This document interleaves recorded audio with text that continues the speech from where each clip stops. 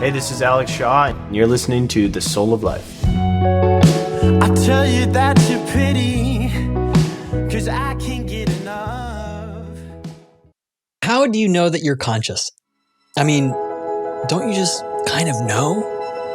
We're all familiar with the saying that comes from the philosopher Descartes, I think, therefore I am. But if you start asking around among scientists that study the brain, and you ask them to define consciousness or define the mind, you realize we are still sort of in the same dark ages, just like René Descartes in the 17th century. The single thing that we know best from our own first-person perspective and understand least from the perspective of objective science. But are we seeing signs of a dawning enlightenment in this field? Signs of progress in how we understand and study consciousness? I think this is kind of important for everyone, but especially professionals like me who teach people how to have healthy minds. We kind of need to know what a mind is in the first place.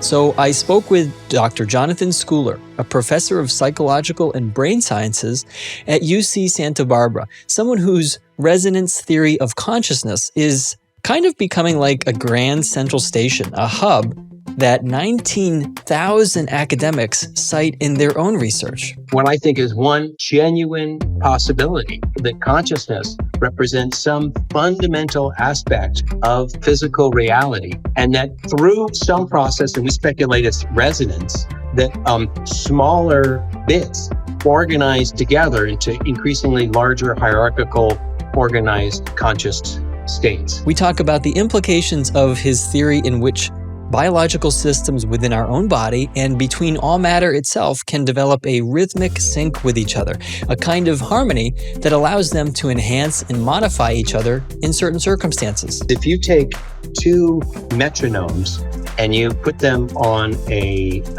shared plank, and then you set them off, initially they will be doing their own separate thing to their own timer, but within a matter of minutes, they will come to synchronize. He calls these phenomena nested observer windows, a sort of channel that opens up between objects and systems. The electromagnetic field really may provide some kind of a medium for consciousness. The implications of these nested observer windows, or NOWs for short, leads us to discuss Stephen Strogatz's monumental research in the mathematics of sync.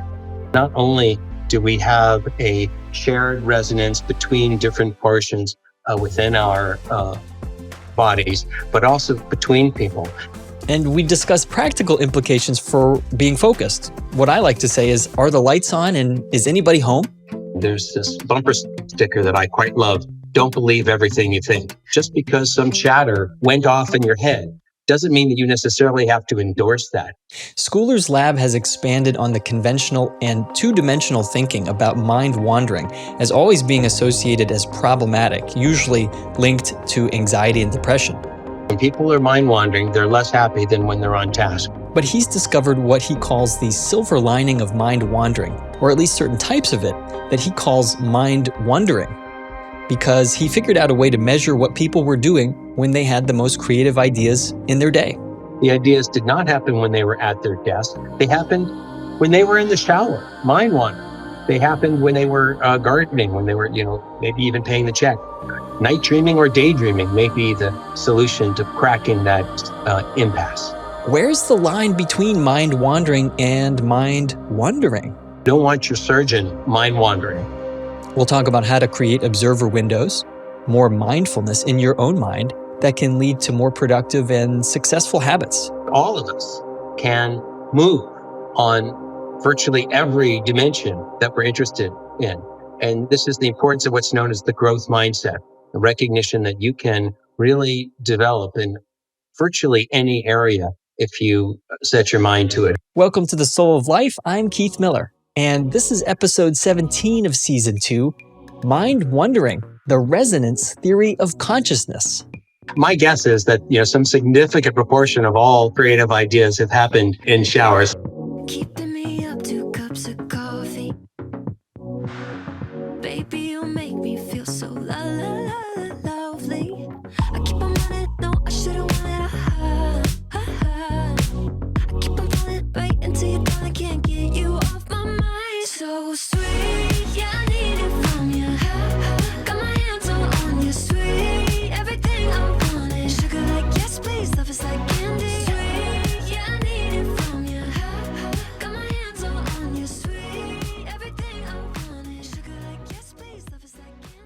I'm Keith Miller, and my podcast, The Soul of Life, is here to help you remember who you really are. I'll bring together people who have gotten off their treadmills. I'll have conversations with athletes, musicians, doctors, scientists, healers, and entrepreneurs to discuss the fascinating edges of our knowledge in neurobiology, psychology, and physics. This is The Soul of Life. Please take the time now to subscribe to The Soul of Life wherever you're listening. Give it a thumbs up or write a positive review. That's the best way to make sure you don't miss out on these amazing episodes planned for season 2.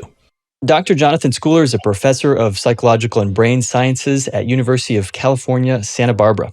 He has authored over 200 scientific publications with over 32,000 total citations. His research has been supported by more than a dozen governmental agencies and private foundations. He teaches courses in mindfulness, cognitive psychology, memory, and consciousness. I'm here today on The Soul of Life to talk with Dr. Schooler about his resonance theory of consciousness. How, in some ways, the hippies were right, and it's kind of all about vibrations, man. I mean, come on, that's what we're going to get down to here. But actually, it's quite a serious field of scientific inquiry.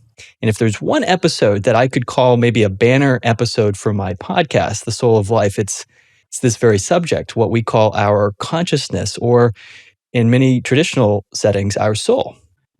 We'll talk about the idea of how our mind, brain, body can get into or out of sync with itself and with other minds.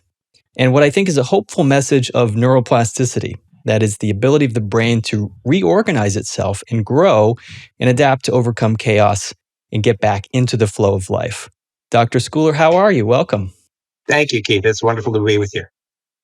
I'm really delighted that you're willing and able to spend some time in the middle of your teaching. I understand you're going back to in-person learning. Are you looking forward to that? Yeah, I'm excited to actually see the students again. It's been a long time, and when you do online, there are a lot of things that I've actually learned from, but it's hard to get the same sort of feedback from the students and the resonance when you're actually teaching in person. You can see the class, you can feel it, you get a sense of whether or not they're in sync or mind wandering, which is a big topic of interest of mine. And so I'm excited to get back to feel their vibes.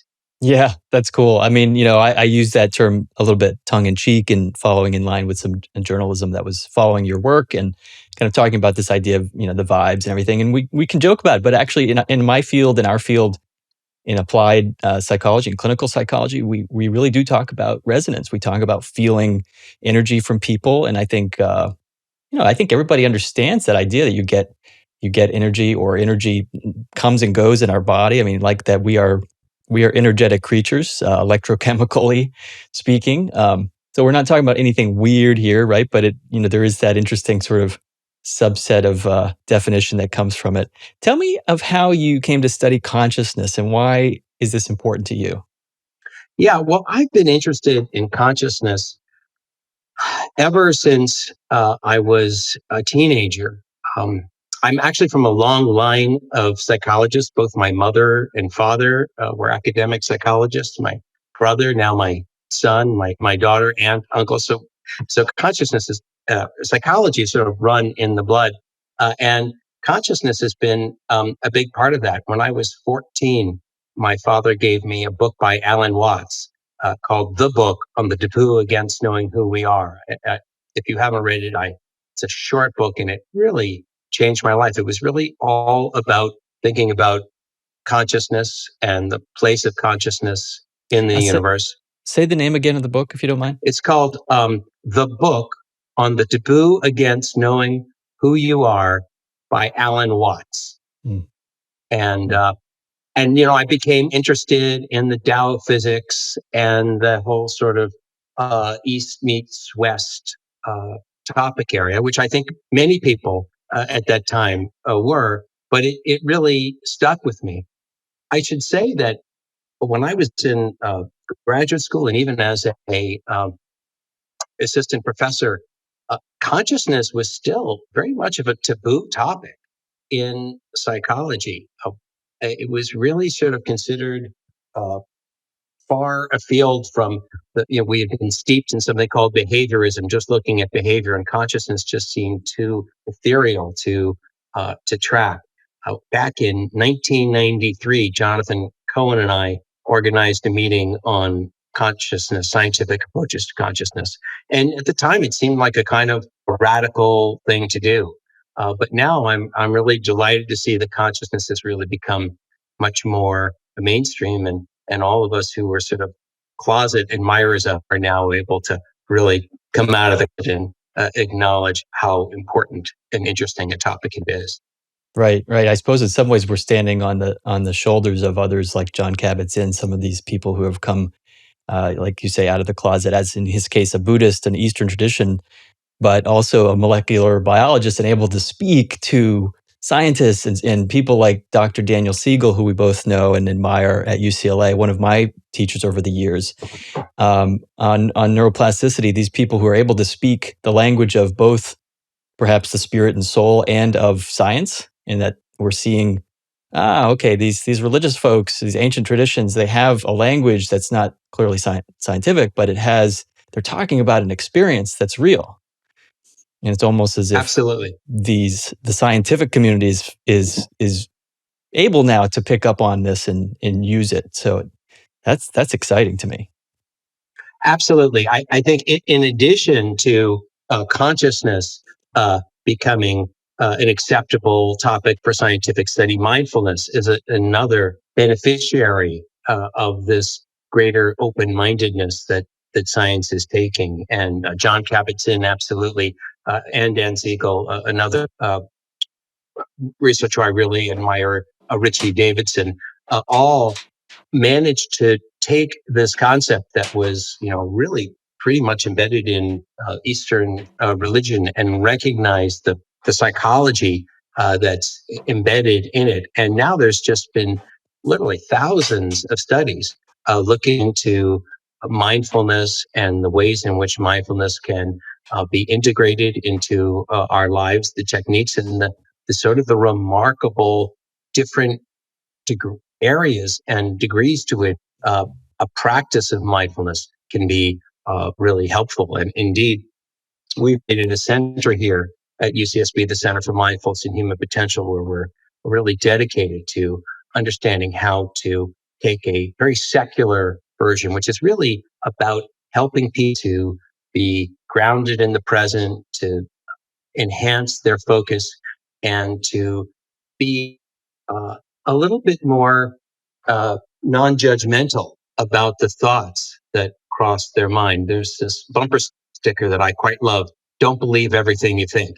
And just recognizing that just because some chatter went off in your head doesn't mean that you necessarily have to endorse that. So just sort of taking more the perspective of the witness of your thoughts, as opposed to having to be endorsing everything that crosses your mind. Right, right. I know in this sort of culture we live in, sort of like we want concrete things. We want to know kind of a prescription or toolkit. People even like we hear this in our conversations about very difficult topics like race and identity in our politics. People want to know what to do and how to respond and the tools. And yet we're often, I think those of us that are healers or in this work and have a spiritual dimension understand that it's really about noticing, like you said, and paying attention and mindfulness, this idea of paying attention on purpose, just for the sake of it, right? Absolutely. Not trying to get anywhere, which is so radical to our culture, but also it's radical to any stressful experience. If you're stressed, the body gets ahead of the mind in some ways. So it is wonderful to see this emerging in the culture, and we're going to talk about that word emerging a little bit. Speaking of Dan Siegel, who speaks and teaches on interpersonal neurobiology, teaches a lot in the therapist community. He speaks in his training of psychiatry being really devoid of any definition whatsoever of what the mind is. And he finds that so, he's taught over the years how puzzling that had been, and really a driving force for him to create and bring others into this conversation on, hey, let's start doing that. Let's talk to the people in physics. Let's talk to the people who study energy flow, right? And information flow and probabilities, mathematics. Let's bring these people together. And his definition that he speaks about frequently is that the mind is an emergent, self-organizing, embodied, and relational process that regulates the flow of energy and information. And I'm curious about you, how you define that. You study consciousness also, and curious how would you add to that? Would you, what is consciousness from your perspective? The interesting thing about consciousness is it's at the same time the single thing that we know best from our own first person perspective and understand least from the perspective of objective science. There's really nothing else that has this weird dichotomy of it absolutely. I mean, I can't give you a definition of consciousness that will be better than your own experience of it. You know consciousness better than anything else. That's in sort of Descartes' terms. That's all you know. I think, therefore I am. What he really meant to say is, I'm conscious, therefore I'm conscious. That is the one thing that we know with absolute certainty. I very much like the definition of consciousness that's implied by the philosopher Thomas Nagel in his very influential paper called What It's Like to Be a Bat. And essentially, the argument is that consciousness is that there is something like to be that thing. So there is something it's like to be you. There's something it's like to be me. We presume, many of us, some people don't, that there's something it's like to be a bat. But in all likelihood, there's nothing it's like to be a rock. Now, I'm actually excited to talk about this because I actually think it's possible that rocks may be an aggregate of tiny little particles of something for which there's also something it's like to be, is the notion of panpsychism. But basically, the idea is that there is a perspective and that of experience, and that is what consciousness is. So I treat experience as a synonym for consciousness, and I love to speculate about all the things that may be privileged to have such an experience. Right, right. You mentioned panpsychism, and I think in a lot of rooms that I've been in, people will sort of sometimes apologize and say, "Well, I don't want this to sound too woo-woo." I think they're trying to say, like, don't take this the wrong way. I don't think rocks have feelings or something like that, right? But that what you're getting at is that there is something going on at an energetic and arguably measurable level in all matter. It seems like you've kind of steered head on into this question of, yes, we can embrace that all things have some level of psychic energy.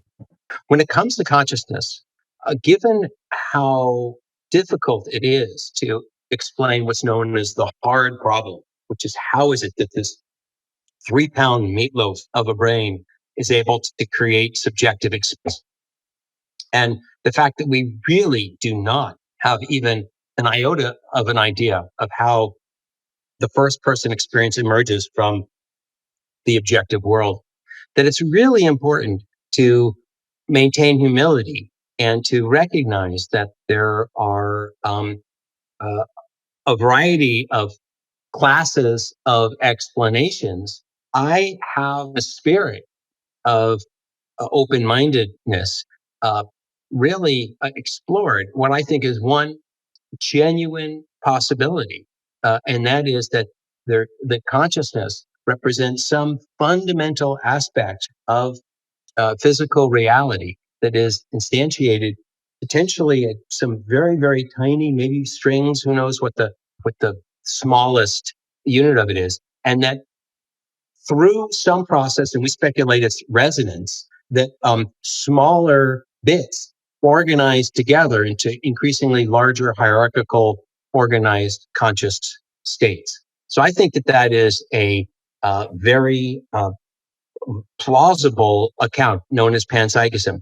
At the same time, I'm also sympathetic to the possibility of emergentism. And this is where I and my collaborator, Cam Hunt, differ a little bit. He is a devout panpsychist. He's put all of his money on that. And I entertain that. I strongly think that is a viable possibility, but I'm also open to the possibility that there may be some sort of minimum amount of organization, of information integration that is necessary to create consciousness. So this raises, on the one hand, the possibility that perhaps consciousness is highly distributed, but there's a cutoff point. So perhaps only living things, for example, are capable of consciousness, but even possibly the smallest living things, bacteria, may have a iota of consciousness. And then there's even a higher level of emergence. Maybe it's only systems with a nervous system that have it, or you can go higher up. So I think that this is a tractable question, potentially to some degree, because if you imagine that we have these nested hierarchies, something that we've referred to as nested observer windows or nows that are organizing information.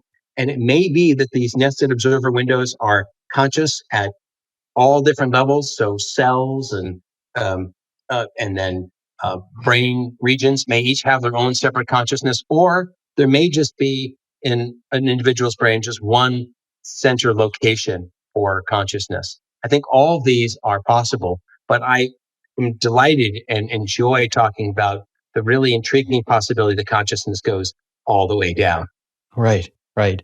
And we're going to talk about the experience, my experience with multiplicity of the mind, which I think is a wonderful parallel to what you're dealing with at a fundamental sort of level of matter and energy. What you're speaking of, let's talk little bit about this idea of sync that was made popular by Stephen Strogat's work back in 2003. I mean, prior to that, I think going back to 98, he's one of these folks who, I think the book for the general public was called Sync, How Order Emerges from Chaos in the Universe, Nature, and Daily Life. But his work, I mean, you have a lot of citations in your work. I'm very impressed with the number of citations, over 32,000, citing your work. Strogat's work on small mode networks, it's a mathematical model, is one of the most cited works ever in physics. And that's just that's an astounding fact, I guess.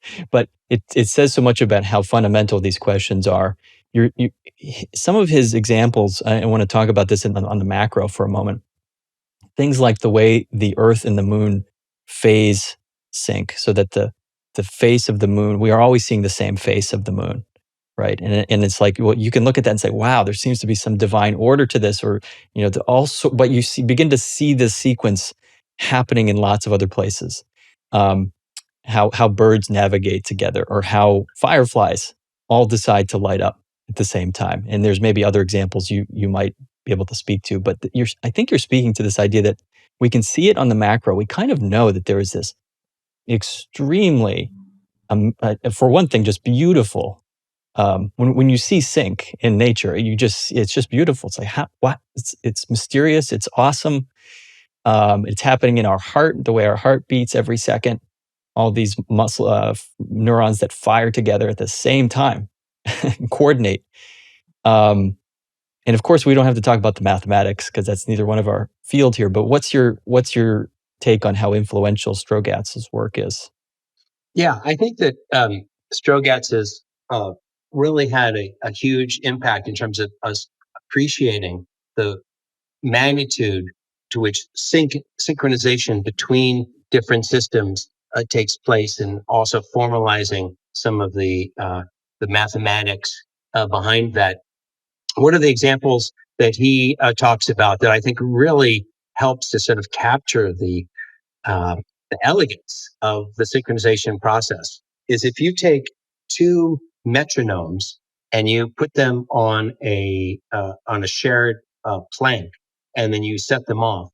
Initially, they will be doing their own separate thing to their own timer, but within a matter of minutes, they will come to synchronize. The shared vibration creates rather than maintaining their separate swinging patterns, they come in sync. And this tendency for systems that are in some way connected to one another to get into the shared frequency is really quite remarkable. Another classic example, I don't remember where this bridge was, but there was a walking bridge. Oh, London, I think. Is it London? That's right. I think so. And this walking bridge, they designed it, but what they hadn't designed into it was prospect that everybody who walked on the bridge would start walking in sync. And so the bridge started swaying, and it was really quite dangerous. They had to completely redesign the bridge because they hadn't built into it this appreciation of synchronization. So it seems to be a really sort of fundamental aspect of nature that systems that are connected, it only happens with systems that have some connectivity, uh, end up sharing rhythms. Right. So in other words, it's not magical. It's not this sort of like, and even when you get to quantum physics and entanglement, which we're not even going to deal with today, that's what Einstein described as spooky action at a distance. We're not even talking about that. We're just talking about actual some sort of electrochemical communication or like some vibration, which is molecules vibrating and being picked up. Right. So they're connected. It's not magic, but It's not magic. That said, and this again is in with respect to the open-minded perspective.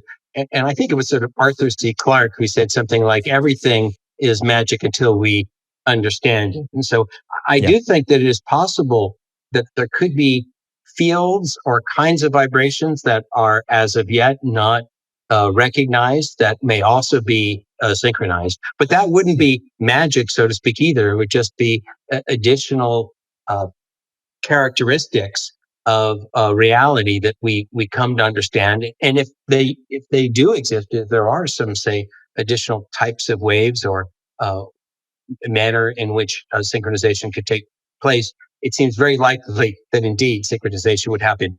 And then the other thing I would say is that we are also thinking increasingly about the possibility of a synchronization happening through the electromagnetic field. And the electromagnetic field really may provide some kind of a medium for consciousness. We routinely recognize this in terms of the behavior of neurons, which of course, for which electricity travels down them through the action potentials. But it's also possible that the neurons may even other cells, glials and so on, may communicate with each other through the electromagnetic field itself, and that may serve as another medium for synchronization and resonance. wow. What are the kinds of questions your lab works with as it relates to this resonance theory of consciousness? Sure. Well, one really fascinating topic has to do with EEGs and looking at the relationship between brainwave states and the ways in which different areas of the brain can come to synchronize with one another.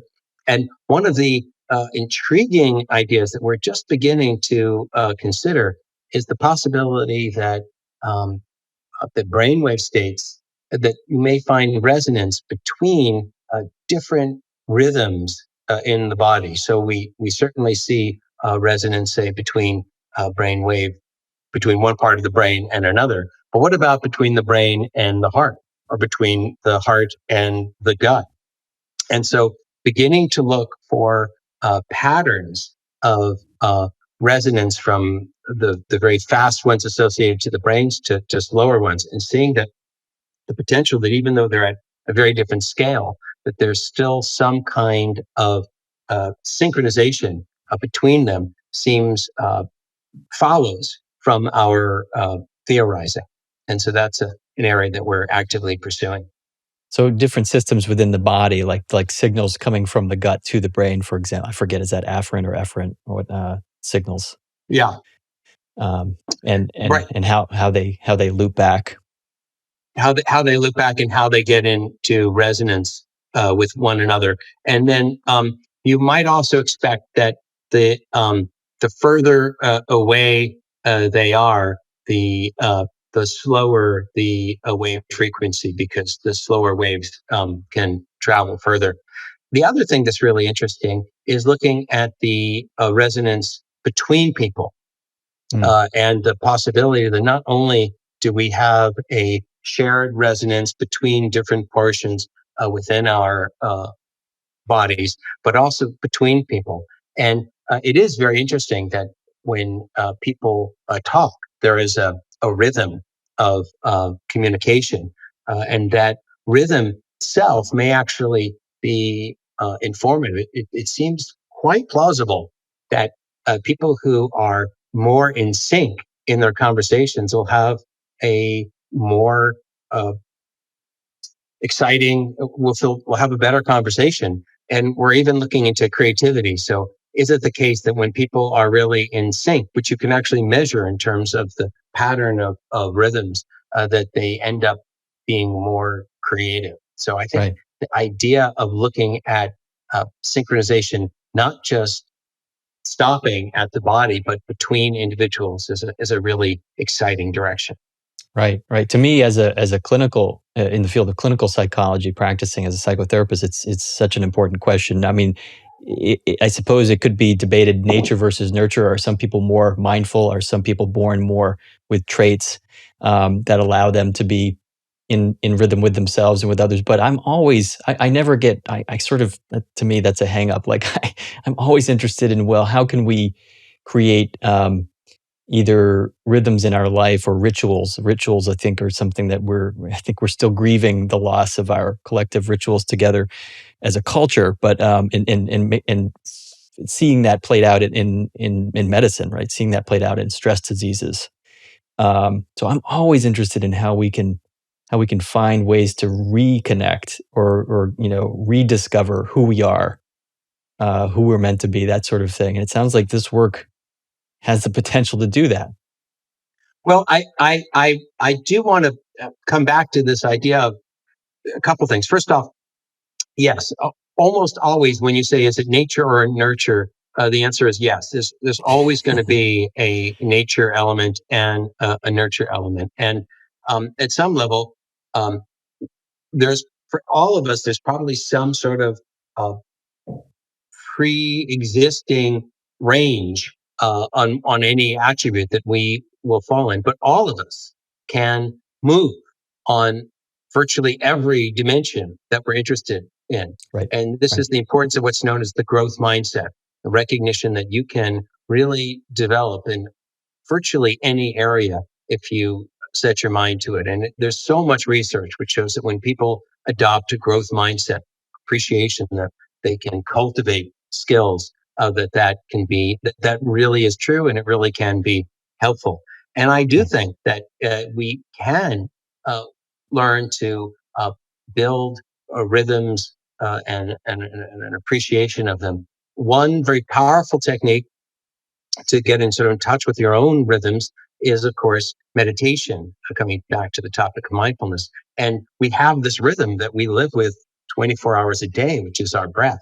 Mm. And it is such a remarkably grounding experience to just watch the natural rhythm of the breath. I think people oftentimes think, well, that seems like just what a great waste of time, just sitting there watching your breath. But it really turns out that just attending to the breath, just watching it come in, watching it go out, leads to this capacity for feeling grounded, for feeling focused, for feeling sort of in touch with oneself, so to Mm. speak. And it. I don't want to underplay its challenge. I've done meditation for a long time. I imagine you have too. And no matter, I mean, there are some people who are, supremely good at it, but we all, when we try to do it, find our minds wandering, and you have to just be patient and let your mind come back to the breath. And so it's something that's effortful, but with a commitment to focusing on it, it really can make a difference. And once you do, you can then take that awareness and apply it through your daily life. So when you're walking, when you're in different situations, you can get back into that space of attending to the rhythm and experiencing the grounding that provides. Right. Right. One of my favorite things to tell people who are maybe a little skeptical, a little unsure that it's going to really have the benefit that you're describing is, well, okay, you don't have to sit and meditate, but when next time you're in the shower, um, or even we can go with brushing your teeth, like just really be in the shower. And we talk about what that means for a minute. Like, oh, okay. Like really, like let yourself be transported to the shower and nowhere else. Yeah, I love that. I mean, showers are so interesting in of itself. I mean, who knows? My guess is that, some significant proportion of all creative ideas have happened Yeah. in showers. So showers are pretty special places. But brushing your teeth, you don't hear that much about the great ideas that people had while they No. were brushing their teeth. So that is, but brushing your teeth, has a rhythm. And I have personally found that it's an excellent opportunity for mindfulness. So you can take that very same 2 minutes and just check in, just really try to hold your attention on getting every tooth and just sort of moving in a systematic way. And there's an opportunity when you first wake up in the morning, just taking a minute or two to focus on your breath. When you're in line, instead of checking your phone, maybe just take a moment to watch your breath.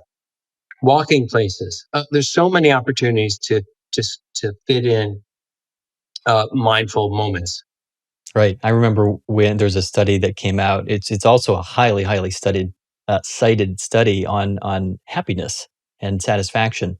When smartphones just came out, researchers were taking advantage of this ability to ping people and check, survey them at different times during their day. Well, what are you doing now?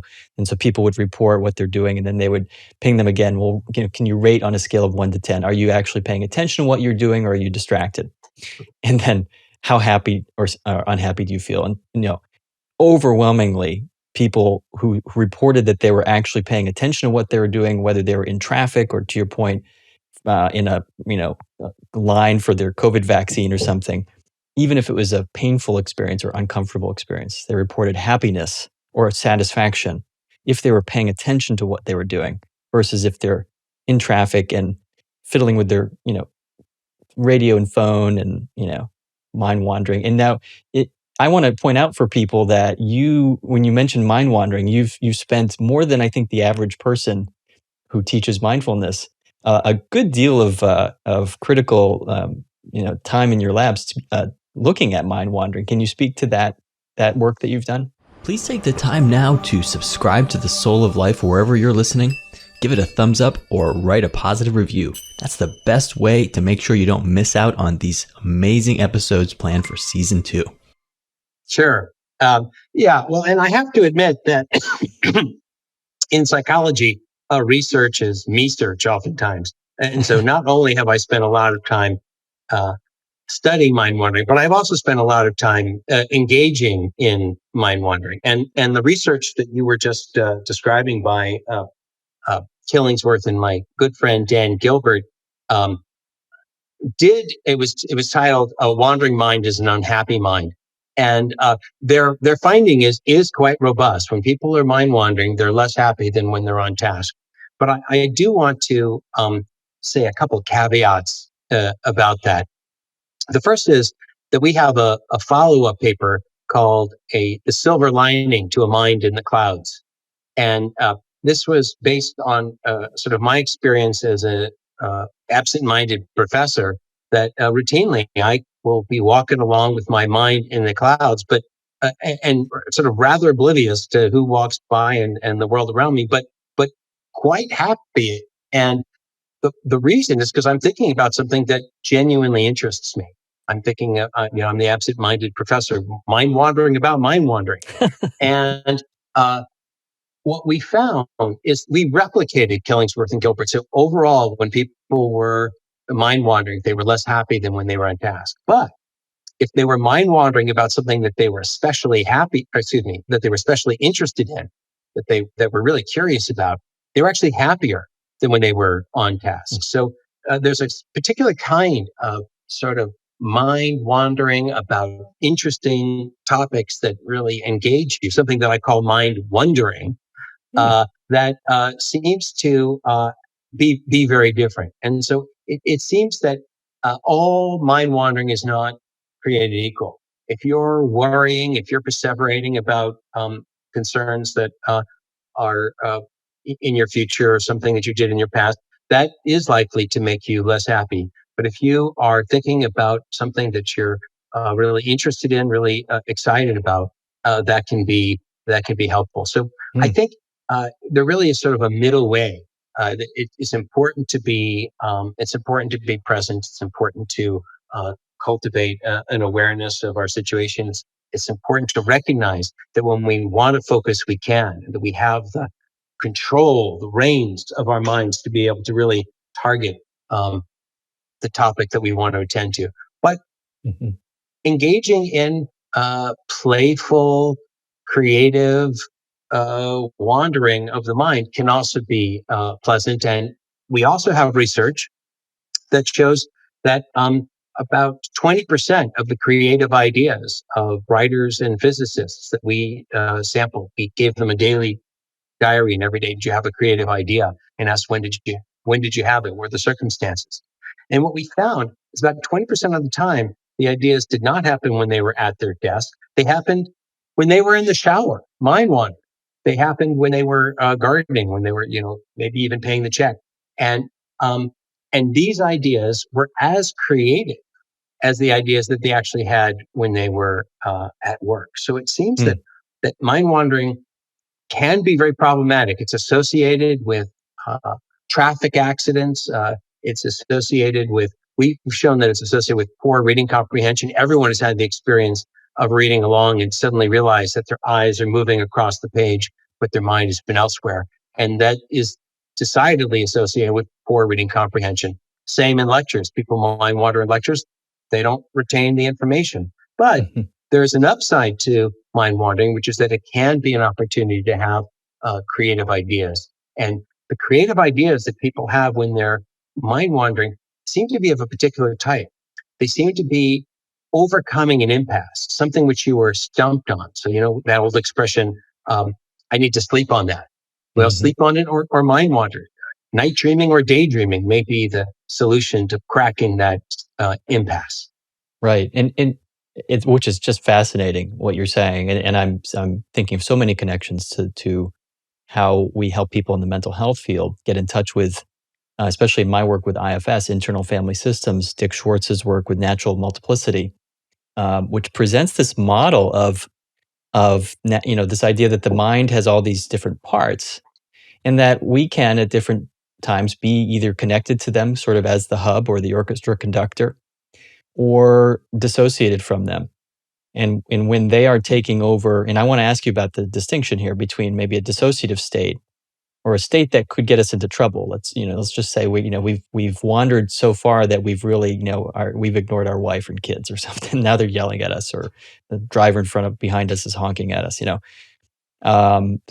you distinguish in your research between dissociative kind of, maybe what we might say a protector of somebody coming in to take them out of a situation?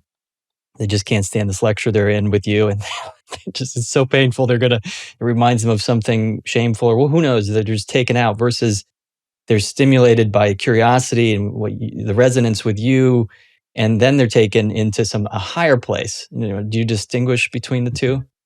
Yeah, there's a lot of nuanced subtlety to the different kinds of mind wandering that people can engage in. And it's only really been in the last 10 to 15 years that researchers have really sort of taken on mind wandering. There was a handful of really important pioneers in mind wandering.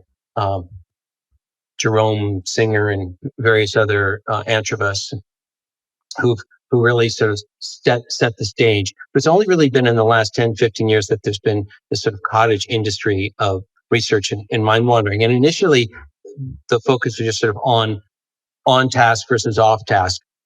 And increasingly, we're looking at different kinds of mind wandering. And one sort of important set of distinctions is whether or not it's deliberate. If you're intentionally mind wandering, or if you're mind wandering without intention. And relatedly, if you know you're mind wandering, whether or not, or if you don't. And in general, the mind wandering, which is more intentional and people are more aware of, so sort of mindful mind wandering, seems to be the kind that tends to be more productive and less problematic. And of course, this makes a lot of sense. If you don't know you're mind wandering, then you may be mind wandering at really inopportune times, right? You don't want your surgeon mind wandering. Uh, Right. they maybe when the nurse is doing the stitches, or there's a moment, that's fine.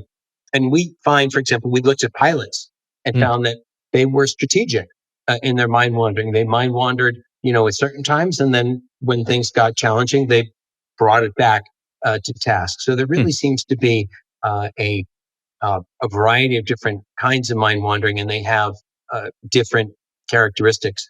Mm. And then, Mm. as you mentioned, it is possible to get into this really sort of more dissociated state where you have lost track of the fact that you're mind wandering, that you aren't doing it deliberately. And when you are in really this sort of absorbed, distracted kind of mind wandering, that's when you're most likely to, have a car accident, most likely to miss important things, to not be engaged with other individuals when they're speaking to you, and so on. So that seems to be the kind of mind wandering that can be the most problematic. Mm. It sounds almost as if we're like that we need to call it like a flexible mind wandering. That like you're walking down the hall and you have the opportunity and freedom and you take it Yeah, your mind goes someplace pleasurable or perhaps someplace where your mind just needs to go. It may be grief, it may be sorrow, maybe sadness, but it is an important place to go for you. And then as the need arises in your environment, you're able to come out of it, go into it, come out of it, go into it, come out of it frequently. So exactly. it's fascinating. And you mentioned earlier the connection here between people, that there's resonance between people. I've studied attachment and written on attachment my entire career, attachment psychology, developmental psychology, and that's, as you point out, from such a development from behaviorism, um, that there is this interplay, that we need each other, we belong to each other, in our culture, in our wider culture, but in our families, right, and in our communities. It to me that the coherence between people is such a vital issue for all of us, that if we have families who can't stay together or in conflict with each other, then we're going to have a society in conflict with each other at greater degrees. So to me it feels like it's just near to my heart, that subject. Do you have tips or ideas about how people co-regulate, or if they're struggling with co-regulating, they're maybe antagonizing each other, they're out of sync with their partner? What does the research say about that?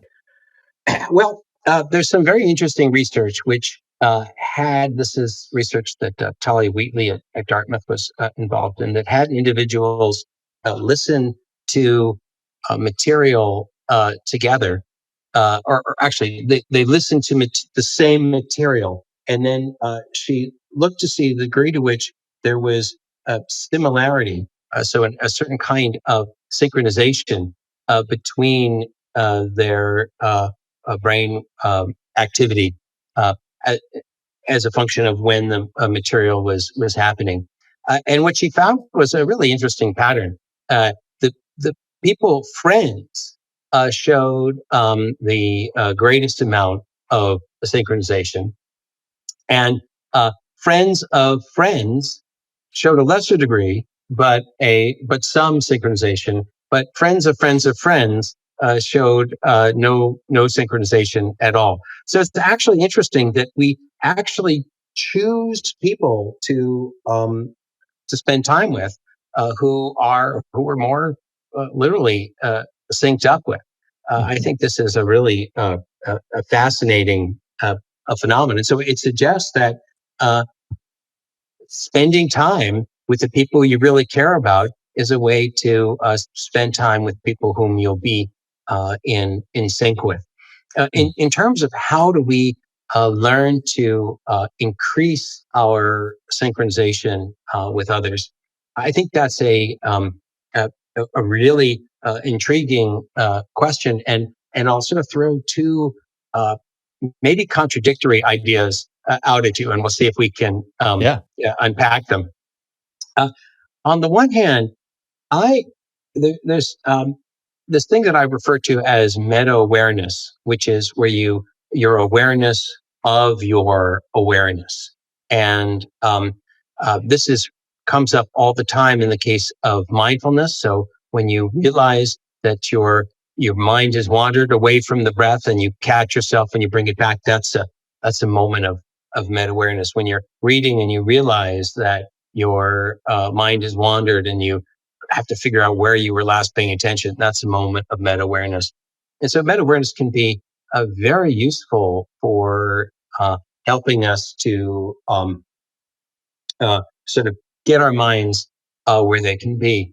But I think meta awareness can also get carried away. So if you're in a social setting and you're thinking, geez, am I embarrassing myself here? And I wonder what that person is thinking about me. And we sort of at that whole level of hypercritical analysis. It can kind of sort of pull you out of the situation. There's a phenomena known as I think it's called the chameleon effect, where if two people are in the same posture, if they like each other, they'll get in the same posture, and people sort of respond positively to other people if they're adopting the same stance. But it feels, kind of unnatural if you're always paying attention to, that person's adopting the same posture as me, or I'm going to adopt the same posture as the other person. Right. So on the one hand, I do think that sort of mindfulness may be helpful for noticing if you're, really doing something that's problematic or possibly upsetting the other person, and sort of checking in and noting and being aware of the impact that you may be having. But at the same time, if one can strive to begin to sort of automatize those skills, so you're not having to check in all the time and disrupting the flow. I think that's also something to strive for. So again, it's kind of a middle ground. It's a bit like in tennis. You get into this you can get into this moment where you're just in flow. You're just really hitting the ball. But if you think to yourself, wow, this is great, I'm in flow.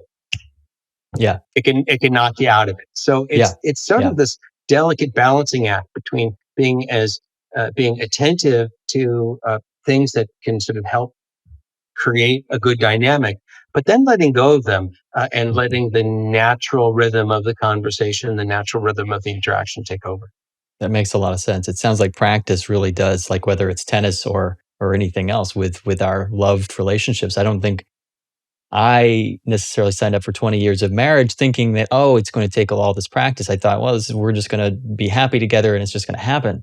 But come to find out, just like my tennis game, if I'm not doing the reps and getting out there and thinking somewhat critically, not over critically, but somewhat critically, like, why am I hitting it off like that? Why am I spraying it off? Instead of nailing it to the corner, why am I, hitting it wide? Then I'm not going to be set up for success. I'm going to be out of rhythm with my tennis partner and whether it's my opponent or my spouse, I suppose my spouse would become my opponent if I'm not careful. I'd rather have my spouse be my tennis partner. So this is just, it sounds like your work has so many wide-reaching implications. I'm so grateful for you and your time and the work that you're doing. Tell me about the Center for Mindfulness and Human Potential. Is there anything you want to promote about that, or ways people can get in touch with you? Sure. So we have a very exciting project going on now through the Center of Mindfulness and Human Potential. We have a program that's called Finding Focus, and it is a program that's introduced in high schools around the country to help high schools deal and learn with how to manage their attention. This is a major challenge for people of all ages, but especially high school students. Distraction is just so rampant. And we have this program that's being adopted. We're currently testing it, but it's all based on evidence-based research. And essentially, the program involves some very simple lessons on how to control your focus, how to anchor into a particular thing, such as the lecture or your breath, and then how to release distracting thoughts and bring yourself back. And then it has something called daily beats, which is meditation opportunities to music, and you get to choose your choice of music. And we're finding, we've now published a couple of papers on this, that students who go through this relatively brief 21-day course report significant improvements in their focus, reduced mind wandering, and even reduced stress and improved well-being. So it's a really exciting program.